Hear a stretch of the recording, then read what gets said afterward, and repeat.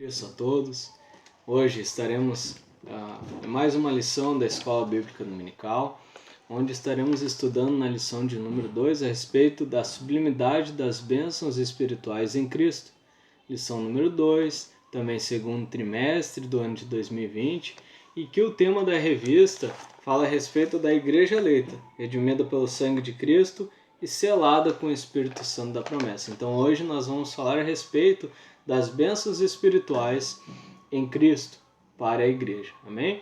Nosso texto bíblico, texto áureo, é importante que você que tem a revista esteja com a revista, também com a Bíblia. Nós vamos estar lendo o texto áureo que está em Efésios, capítulo 1 e verso 3, que diz assim: Bendito Deus e Pai de nosso Senhor Jesus Cristo, o qual nos abençoou com todas as bênçãos espirituais nos lugares celestiais em Cristo. A verdade prática, logo ao lado, diz assim: Deus nos elegeu em Cristo antes da fundação do mundo para que desfrutássemos das bênçãos espirituais. Então hoje nós teremos uma lição abençoada, enriquecedora para a nossa vida espiritual, para o conhecimento do nosso Senhor Jesus Cristo, e das Sagradas Escrituras, e dessa forma a nossa fé vai aumentando e a cada dia, amém? Então teremos uma lição abençoada e vamos estar orando então para que o Espírito Santo nos guie em cada tópico, em cada assunto e nos dê entendimento. Senhor nosso Deus e Pai, nós estamos na Sua presença, Senhor, através de Jesus Cristo, nosso Salvador, pedindo, Senhor Deus, que o Teu Espírito Santo, Pai, nos revele, Senhor Deus, as coisas, Pai, os assuntos a qual nós vamos estudar, Senhor Deus, hoje, Paizinho amado. Nos dê entendimento da Sua palavra, Senhor Deus. Nos anime, Senhor Deus, a cada dia, Senhor Deus, a vivermos uma vida, Senhor, para Ti, Paizinho amado. Porque o Senhor é o nosso Deus, o nosso Senhor, o nosso Salvador, Pai. E tudo devemos ao Senhor, Pai. Nós lhe amamos, Senhor, e lhe pedimos, Senhor Deus, mais uma vez, Pai. Guia-nos, Paizinho amado, nesse estudo, Pai, em nome de Jesus. Amém. Amém. Então, dando continuidade, nós vemos aqui o nosso texto áureo. Vamos repetir aqui. Bendito Deus e Pai de nosso Senhor Jesus Cristo, o qual nos abençoou com todas as bênçãos espirituais nos lugares celestiais em Cristo.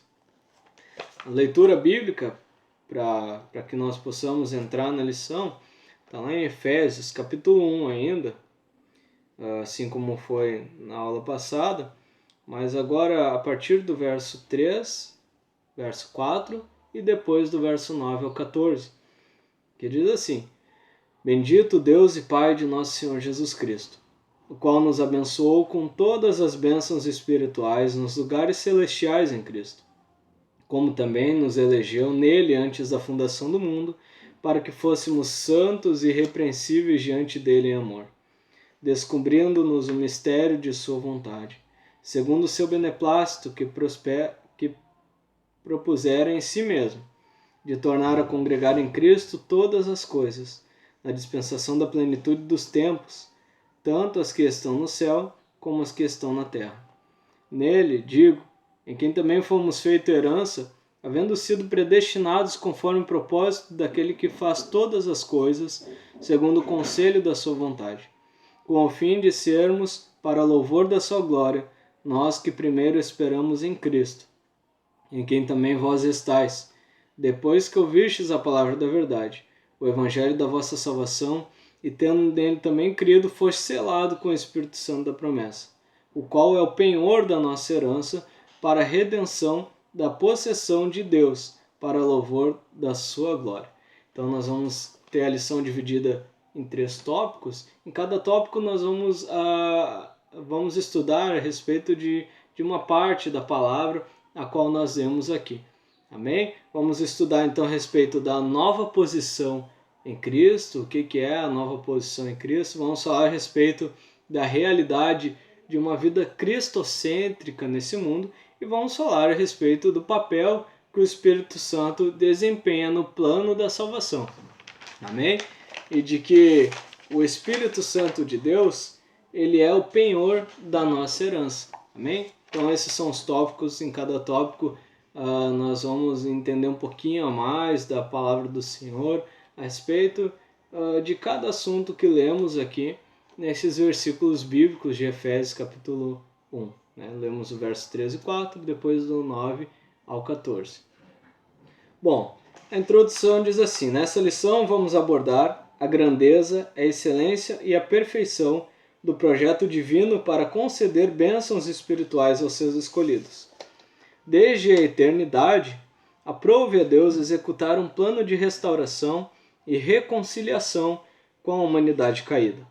Por isso que na carta o apóstolo Paulo se mostra profundamente agradecido pela revelação do mistério que estivera oculto desde os tempos. Ele nos convida a louvar e a glorificar a Deus pela sua bondade e misericórdia para com todos os pecadores. Então, na lição de hoje, nós vamos falar e ver a respeito da grandeza, a excelência, a perfeição do projeto divino. Isso que também o apóstolo Paulo aqui em Efésios ele engrandece, e até a gente vai ver uma parte de um louvor, uma adoração ao Senhor, uma adoração genuína, verdadeira ao Senhor por causa do projeto, por causa daquilo que é revelado, que estiver oculto nos tempos antigos, mas que é revelado em Jesus Cristo com a nova aliança para os servos do Senhor. Que esse plano também, a salvação é tanto para os judeus quanto para os gentios, como nós estaremos vendo dentro da lição. E falando a respeito do plano da salvação, plano de restauração, de reconciliação desde a eternidade, nós temos um versículo bíblico que está lá em Apocalipse capítulo 13 e versículo 8. Apocalipse capítulo 13, verso 8 diz assim: e adoraram-na todos os que habitam sobre a terra, esse cujos nomes não estão escritos no livro do Cordeiro, que foi morto desde a fundação do mundo. O Cordeiro que foi morto desde a fundação do mundo. O plano que Deus já tinha para a salvação, para a redenção da humanidade. A gente bem sabe que Deus, pela sua onisciência, ele saberia do que nós chamamos de o pecado original, da queda adâmica, né? Que esse pecado ele respinga em toda a humanidade. Então toda a humanidade, a partir do pecado de Adão, é concebida também em pecado. Mas aqui em Apocalipse capítulo 13, verso 8, fala do Cordeiro que foi morto desde a fundação do mundo. Aquilo que já estava no plano divino.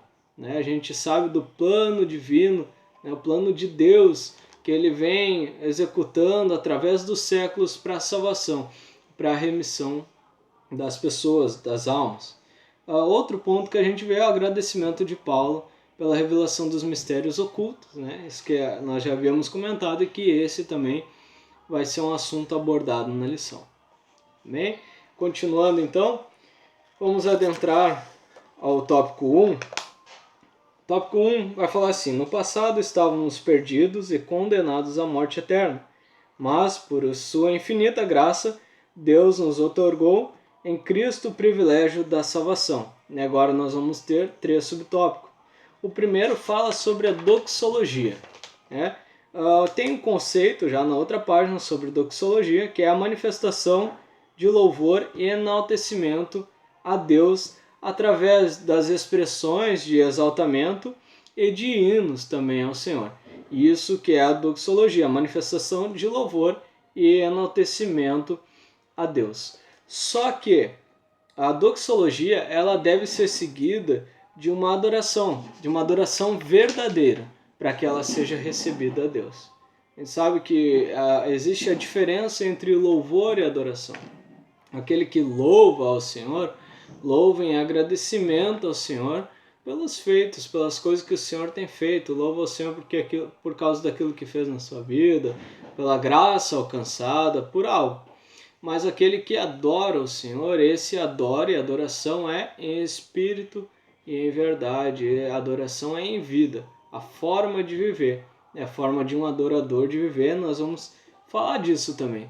Lá no tópico 2 a gente vai estar falando a respeito de uma vida cristocêntrica nesse mundo. Então viver como um adorador genuíno, verdadeiro. Amém? Então, logo quando a gente estudou na lição passada, a gente vê a respeito da saudação de Paulo. Né? Em Efésios capítulo 1, verso 1 e 2 tem a saudação. A partir do momento que se passa essa saudação, ele entra na carta, já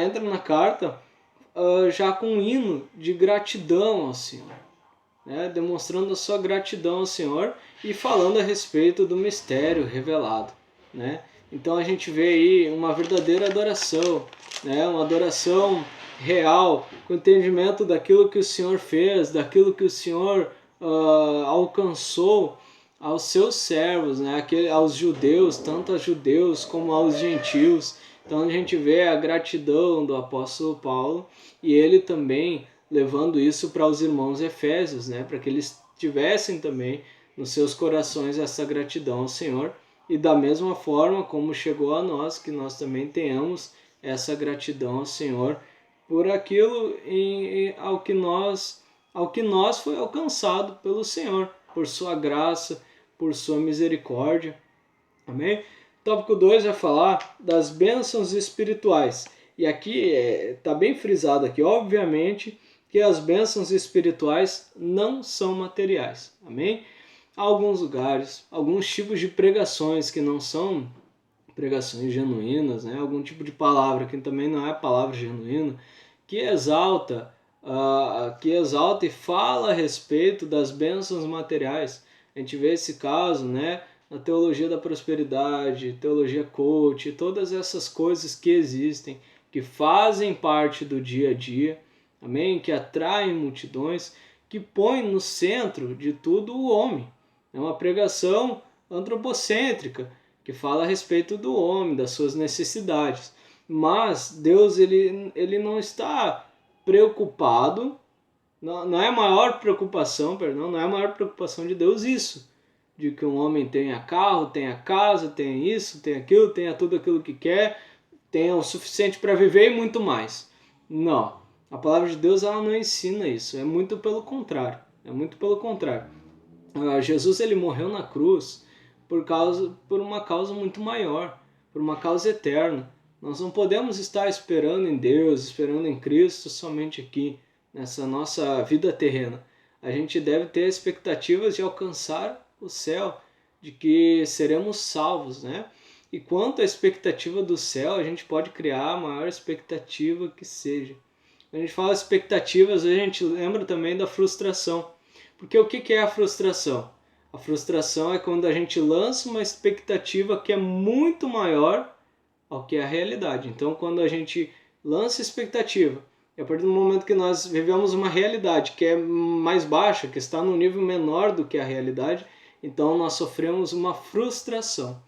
Então, quanto aos céus, né, a palavra de Deus nos fala que os olhos não viram, o coração do homem não pode sentir isso, os ouvidos nunca ouviram as coisas, as grandezas que Deus tem preparado aos seus filhos. Então, toda expectativa que estiver na eternidade, ela será superada. Amém? Então, que as nossas expectativas, que os nossos desejos venham ser nas coisas eternas e não muito mais nas terrenas. Amém? A gente vive num momento, né, de isolamento social, a gente vive num momento que parece que a gente passa a entender um pouquinho mais disso.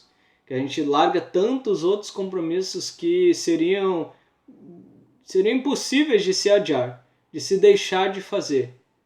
E agora a gente para um pouco, tem um pouquinho mais de tempo para a palavra do Senhor, para a família, e daí a gente começa a repensar os nossos valores.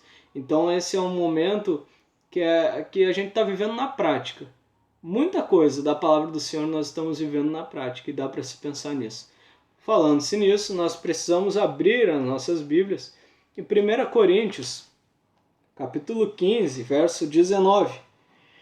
1 Coríntios, capítulo 15, verso 19, diz assim: se esperamos em Cristo só nesta vida, somos mais miseráveis de todos os homens.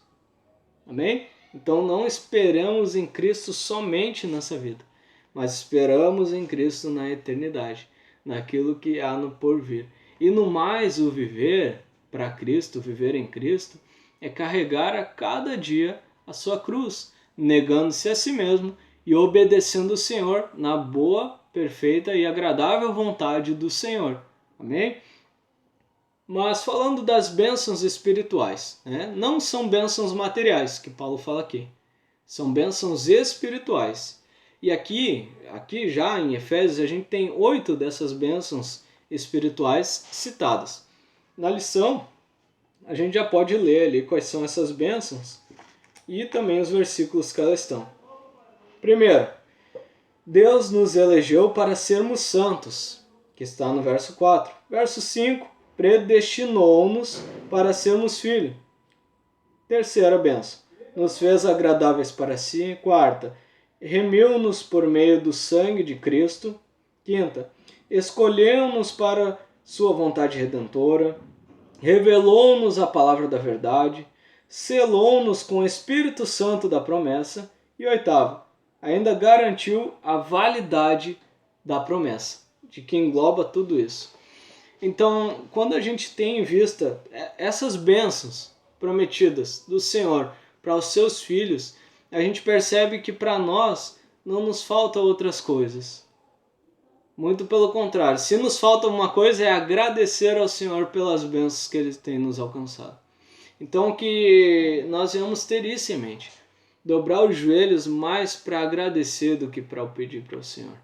É certo que muitas coisas nós necessitamos, precisamos de cura, de milagre, nós oramos por um familiar, por um amigo, por um colega que ainda não aceitou a Cristo como Salvador. São tantas as angústias, principalmente nesse tempo agora que nós vivemos, mas dobrar os joelhos mais para agradecer ao Senhor por tudo aquilo que Ele tem feito.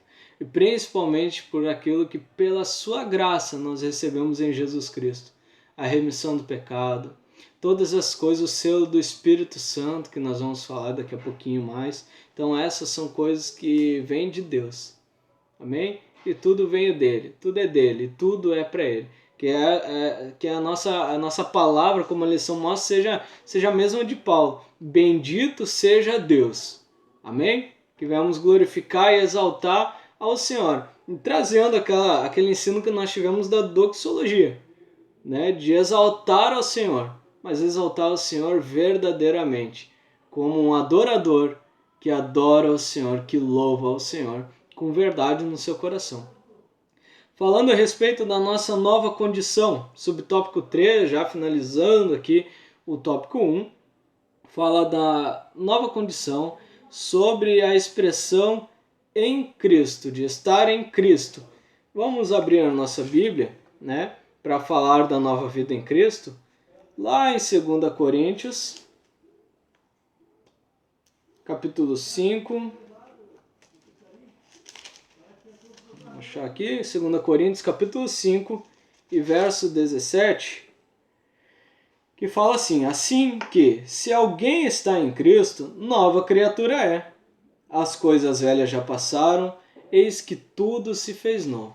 Então, essa nova condição, ela começa por aqui, em estar em Cristo, em que as coisas velhas se passaram e agora tudo se faz novo, a novidade de vida, né? O vinho novo, né? Algo novo, o renovo do Senhor para aquele que passa agora a estar em Cristo. E quem é que são os que estão em Cristo? Aqueles que aceitam Jesus como Salvador.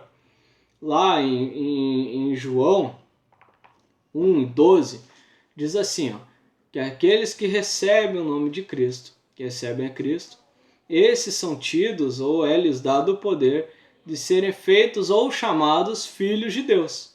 Amém? Então esse é quem está em Cristo, aquele que aceita a Jesus Cristo como seu Salvador, que recebe a Cristo no seu coração. Esse então agora é filho de Deus e as coisas velhas se passaram e tudo agora se faz novo. Mas para entender isso nós precisamos relembrar do porquê o homem foi afastado de Cristo. Então nós vamos agora ler a palavra lá em Romanos capítulo 5.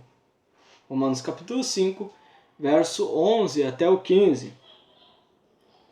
Que diz assim: e não somente isso, mas também nos gloriamos em Deus por nosso Jesus Cristo, pelo qual agora alcançamos a reconciliação. Pelo que, como por um homem entrou o pecado no mundo, e pelo pecado a morte, assim também a morte passou a todos os homens, por isso todos pecaram. Porque até a lei estava o pecado no mundo, mas o pecado não é imputado não havendo lei. No entanto, a morte reinou desde Adão até Moisés, até sobre aqueles que não pecaram, a semelhança da transgressão de Adão, o qual é figura daquele que havia de vir. Mas não é assim o dom gratuito como a ofensa, porque se pela ofensa de um morreram muitos, muito mais a graça de Deus e o dom pela graça, que é o de um só homem, Jesus Cristo, abundou sobre muitos. Então, quando nós temos o pecado original da humanidade, que o homem é afastado de Deus, e ali a gente vê algumas características, né, de quando o homem se afasta de Deus, ele sente vergonha. E a partir da vergonha, sente medo do Senhor. E daí, e olha só o que o pecado causa numa pessoa. A pessoa peca, sente vergonha do Senhor, sente, por estar longe do Senhor, tem o Senhor como inimigo, por isso sente medo do que agora é o seu inimigo, infelizmente, e fica mais difícil voltar ao Senhor. Fica difícil voltar ao Senhor. Amém? Isso na condição lá do pecado original. E agora, a partir daquele momento, toda a raça humana, ela a partir desse momento, ela também nasce, é concebida em pecado. Então, Jesus Cristo, ele vem para que nós tivéssemos de volta, né? Nós tivéssemos a reconciliação com Deus, através, sempre lembrando, através de Cristo. Por isso a nossa vida é cristocêntrica, né? Por isso, desse modo, né, Jesus Cristo, como ele é a luz, né? Então nós não andamos em trevas, nós andamos em luz. E aqueles que não recebem a Jesus Cristo, ou que não recebem o Evangelho, que nós também transmitimos, que é a luz, eles não recebem, não querem receber por causa das suas más obras. E essas más obras, quando a luz alcança, elas aparecem. Amém? Então, esse é o Evangelho. O Evangelho é a pregação de arrependimento para remissão de pecados. Então, quando há luz, ali se vê os erros. E daí deve se arrepender para que seja redimido, perdoado de seus pecados. Esse é o verdadeiro evangelho, essa é a verdadeira nova condição daquele que a partir de agora ele aceita Jesus como seu Salvador, ele vive uma vida para o Senhor. E a característica de um cristão, isso já introduzindo o tópico 2, característica de um cristão, caráter de um cristão. Gálatas 5:22, a gente pode ler junto. Gálatas 5:22, que fala a respeito do fruto do Espírito. Né? O fruto do Espírito. Mas o fruto do Espírito é amor, gozo, paz, longanimidade, benignidade, bondade, fé, mansidão, temperança. Né? E ainda 23, contra essas coisas não há lei. Amém? Então, a partir daí, a gente vê qual é realmente, né, a característica de um cristão. Ele leva todas essas coisas. Porque quando uma pessoa aceita Jesus como seu Salvador, ela recebe o Espírito Santo. Mas isso daí é um pouquinho mais para frente na lição. Amém? E ainda falando a respeito, né, do pecado original e do perdão, porque é interessante para entender o perdão, né, a nossa reconciliação através de Jesus Cristo com Deus, nós precisamos entender bem a respeito do pecado. Em Romanos capítulo 3 e 23, Romanos capítulo 3 e 23, nos fala a respeito disso. Diz assim: porque todos pecaram e destituídos estão da glória de Deus. Amém? Mas aí a gente lembra do que a gente leu lá em Romanos capítulo 5, 11 ao 15, né? Se por um entrou o pecado no mundo, né? Muito mais agora a graça abunda, né? Porque Jesus Cristo, ele morreu pelos nossos pecados, pelas nossas falhas. Por isso somos redimidos e gratos ao Senhor por Jesus Cristo, nosso Salvador. Lição tópico número 3, uma nova vida, né? Vida cristocêntrica neste mundo. Amém? Fala assim: embora o pecado tenha adentrado ao mundo, Deus projetou a primazia de Cristo na remissão dos pecadores, na restauração de todas as coisas para o louvor de sua glória. Amém? Em Gênesis capítulo 3, a gente tem a respeito da queda do homem, a queda da humanidade, uma parte realmente muito triste da história da humanidade. Amém? Mas a gente leu aqui, a gente viu a respeito de que Jesus Cristo, ele vem para nos reconectar ao Senhor Deus. Então agora, a partir do momento que a pessoa ela é reconectada a Deus, então ela pode viver uma nova vida, que é uma vida cristocêntrica, que a gente viu e a gente sabe a respeito da importância que Cristo tem na nossa vida. Vamos ler o subtópico 1, a revelação do mistério. Diz assim: a frase descobrindo-nos o mistério de sua vontade, no verso 9, sinaliza a revelação da verdade que estava oculta aos santos de Deus. Essa verdade diz respeito aos decretos eternos que Deus planejara por sua soberana vontade com o propósito de salvar os pecadores. Essa vontade divina é revelada segundo o beneplácito, isto é, de acordo com o que lhe agrada fazer por amor e misericórdia. Sua vontade foi executada conforme o seu desígnio, por intermédio de Cristo, para que o Filho em tudo tivesse preeminência, ou seja, para que o Filho ocupasse o lugar mais elevado. Amém? Então aqui a gente vê a respeito da revelação do mistério, né? O que é isso? Essa é a revelação, né? Ela vem através de Jesus Cristo, né? Através de Jesus Cristo, nos trazendo qual é o plano de Deus, qual é o planejamento de Deus para a salvação, para a salvação da humanidade, para a humanidade, né? E qual é a vontade do Senhor. E quando nós falamos de viver a vontade do Senhor, de saber a vontade do Senhor, não há por que temer isso, porque a Bíblia nos diz que a vontade do Senhor ela é boa, agradável e perfeita. Romanos capítulo 12, verso 2 diz que a vontade do Senhor ela é boa, agradável e perfeita. Amém? E isso, né? Essa vontade do Senhor, esse desejo do Senhor é segundo o seu beneplácito, a palavra diz. E o que é isso? Isso quer dizer que é de acordo com a sua vontade, que é segundo o que lhe agrada fazer por amor e misericórdia. Atributos de Deus, ele tem amor e misericórdia. Então, os seus planos, as coisas que ele tem para a humanidade é segundo a sua vontade, mas com amor e misericórdia. Deus é misericordioso, justo juiz. Amém? Continuando, nós vamos falar a respeito da plenitude dos tempos, nos encaminhando já para metade, para o final da lição, já para o final da lição. Né? Falando a respeito da plenitude dos tempos, eu queria que você abrisse sua Bíblia em Romanos capítulo 5, e verso 18. Deixar ela aberto, né? Nós vamos falar a respeito disso. E plenitude dos tempos fala de tempo oportuno, o tempo exato, o tempo do Senhor. Então, para isso, nós precisamos falar a respeito do que é o nosso tempo e do que é o tempo do Senhor. O nosso tempo, ele é o tempo cronológico, o tempo cronos. Né? Nós marcamos horas, né? Nós estamos limitados ao tempo para percorrer um período de espaço. Espaço e tempo são a nossa grande limitação. Por isso não conseguimos fazer tudo o que queremos ao mesmo tempo, né? Estamos limitados ao espaço e tempo. Deus não está limitado a isso. No entanto, o entendimento completo do Senhor, para nós, é praticamente impossível. Amém? Só que já fica impossível. Porque Deus, o tempo de Deus é o que é chamado de Kairos. E nós vamos, antes aqui, né, nós precisamos ver a respeito disso em Romanos capítulo 5, verso 18, falando do ato de justiça de Deus.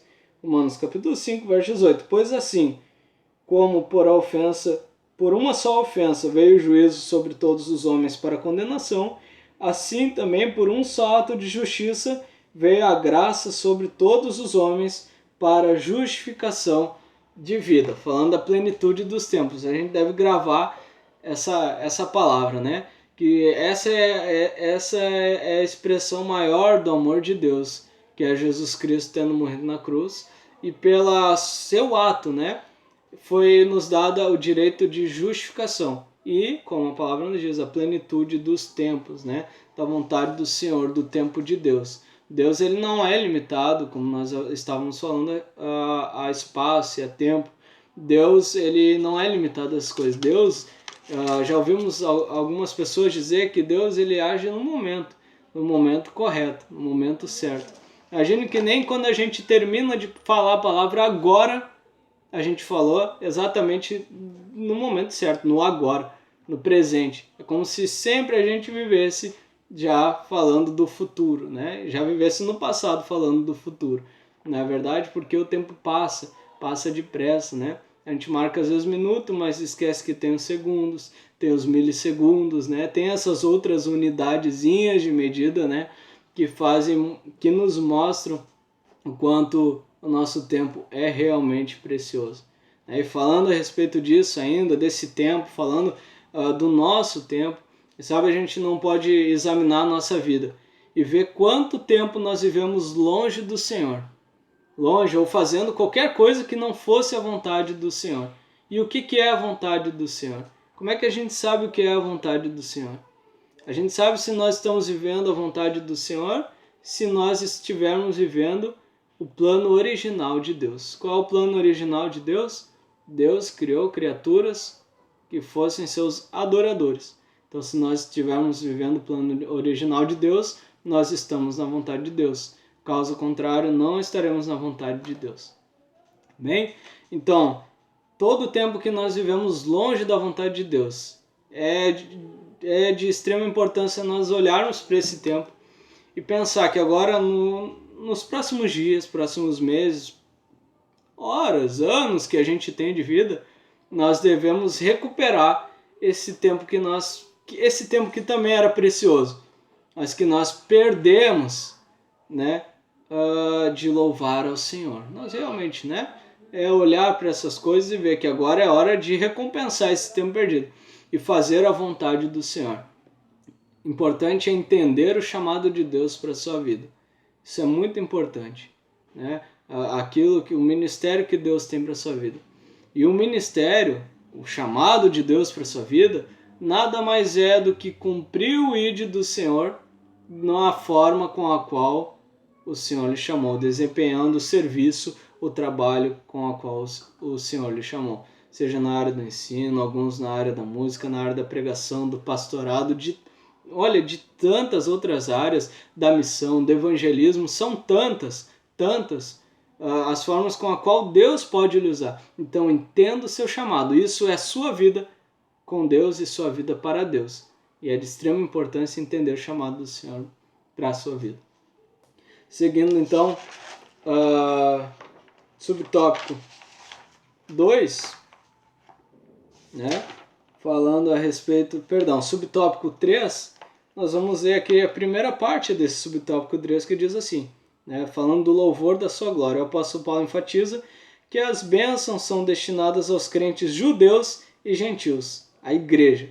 Paulo muda do pronome nós, que refere a ele e aos judeus, para o pronome também vós, que se refere então aos gentios, ou seja, aqueles que não são judeus, indicando que em Cristo todos os crentes de ambos os povos são herdeiros da promessa. Amém? Então é isso que Cristo faz. Ele não espalha, ele ajunta. Então aqueles que estão em Cristo também não espalham, eles ajuntam, né? Ou seja, né, nós sabemos que estamos em Cristo, nós sabemos que nossos irmãos estão em Cristo, então não viveremos em contenda, mas em alegria, gratidão ao Senhor. Nós precisamos então, para isso, né, andar mais um pouquinho na Bíblia, é uma bênção, né, termos essa oportunidade. Vamos para Atos capítulo 15, ler os versos 17 e 18, que diz assim: para que o resto dos homens busque ao Senhor, e também todos os gentios sobre os quais o meu nome é invocado, diz o Senhor, que fez todas as coisas, que são conhecidas desde toda a eternidade. Então o Evangelho foi também, e isso é importante destacar aqui, e Paulo falava a respeito disso, porque isso chegou a ser um pequeno problema na igreja primitiva, de saber se o Evangelho era também para os gentios, né? Se a revelação do Espírito Santo, o batismo com o Espírito Santo também era para os gentios, se eles podiam aceitar Jesus como seu Salvador, né? E fazer parte do plano que a princípio para alguns era só para os judeus. Mas então é interessante que você leia todo o capítulo 15 aqui de Atos para que entenda, porque aqui fala acerca dos ritos mosaicos para os gentios. Então aqui tira muita dúvida, inclusive se nós devemos guardar sábado e todas essas coisas. Amém? Então a palavra do Senhor é autoexplicativa. Ainda mais quando nós temos o autor do nosso lado, ainda mais quando o Espírito Santo fala conosco, amém? E é disso que nós vamos falar, é dele, do Espírito Santo do Senhor que nós vamos falar de forma resumida aqui para o vídeo não ficar muito longo, aqui no terceiro tópico, né? O Espírito Santo desempenha importante papel no plano da salvação idealizado por Deus Pai, amém? Aquele que recebe a Jesus como seu Salvador, ele também já recebe o Espírito Santo de Deus na sua vida. O Espírito Santo, a partir desse momento na vida da pessoa, ele tem o propósito de regenerar, de purificar e de santificar aquele pecador. Amém? A vida cristã é uma vida de santificação. Ser santo é ser escolhido, é ser separado, mas é diferente de perfeito. Santidade, no nosso caso, não é perfeição. Santidade, no nosso caso, é ser separado, ser escolhido e a cada dia melhorar na presença do Senhor. Tendo aquela ideia de hoje mais santos do que ontem e amanhã mais santos do que hoje. Amém? Processo de melhoria, de regeneração, de santificação na presença do Senhor. Amém? Então, para isso é necessário ter o fruto do Espírito, onde nós lemos lá em Gálatas 5:22. Ter o fruto do Espírito na nossa vida, para que venhamos demonstrar o caráter de Cristo. Aquele que tem o Espírito Santo de Deus, ele tem o fruto do Espírito, e a cada dia esse fruto é aperfeiçoado para a honra e glória do nosso Senhor Jesus Cristo, Salvador, porque é Ele que nós estamos expressando quando vivemos o Evangelho genuíno, verdadeiro. Amém? Tópico finalizando aqui, subtópico 2, tópico 3, fala: Paulo ensina que o Espírito Santo é o depósito que garante a nossa herança em Cristo. Tudo isso significa que aquele que tem o selo do Espírito Santo tem a salvação garantida. Isso não quer dizer que o crente está salvo para sempre, independentemente de sua conduta, mas que a redenção está válida aos eleitos em Cristo que permanecem fiéis. Amém? Então, quando se recebe o Espírito Santo, fala-se aqui de selo do Espírito, né? Lá no versículo 13 de Efésios 1, vai falar a respeito do selo do Espírito. Então, aqui Paulo falava de uma realidade que se vivia na época, né? Que o selo simbolizava que tinha posse de algo, né? Então, quando nós recebemos o selo do Espírito Santo, quando aceitamos Jesus como Salvador, nós então temos o selo de Deus de que somos posse dele. Amém? Mas temos também o livre-arbítrio e basta nós fazermos as nossas escolhas guiados pelo Espírito Santo, que é o nosso selo, para que tenhamos então o direito à eternidade, para que usufruamos desse direito da eternidade com Cristo. Amém? A lição que vem vai falar a respeito de eleição e predestinação, mas aqui já muito foi tocado nesse assunto, eleitos do Senhor. Então, um ponto importante para a gente entender a respeito da teologia da eleição e da predestinação, né, naquilo que nós cremos, né, no arminianismo, a gente deve entender que, imagine que você vai a um cais, certo? E ali haja várias embarcações. Só que uma daquelas embarcações é a embarcação da graça. Aquela embarcação se chama igreja. O capitão dela é Jesus Cristo. Ela é uma embarcação que não se sobressai às outras. Ela é comum. É bonita, mas é comum. Basta fazer a sua escolha de participar, de entrar nessa embarcação, porque essa embarcação ela está predestinada. Porque Deus falou, essa embarcação, a minha igreja, ela vai navegar até o céu. Amém? Então, entendendo sobre eleição e predestinação, é que Deus predestinou a igreja para que seja salva. Cabe a cada um fazer a escolha de querer ser parte da igreja para que receba também a salvação. Amém? Nessa lição, foi uma lição abençoada do Senhor para as nossas vidas, que nós podemos entender a respeito de muitas coisas da nossa nova condição, da remissão, da redenção que Cristo nos traz, e por isso devemos viver uma vida centralizada em Jesus Cristo, uma vida cristocêntrica. Entendemos também a respeito do papel do Espírito Santo na vida do cristão, de regenerar, purificar e santificar o pecador. Né? Tudo vem de Deus, tudo é para Deus, então não há nada em que nós possamos nos gloriar nos nossos feitos, mas tudo em Jesus Cristo, tudo é para Ele. Amém? E essa é a vida de um cristão. Tem o Espírito Santo, é guiado pelo Espírito Santo de Deus e busca cada dia fazer parte do corpo de Cristo, cumprindo o seu dever, a sua tarefa, para a honra e glória de Jesus. Amém. Deus abençoe, irmãos.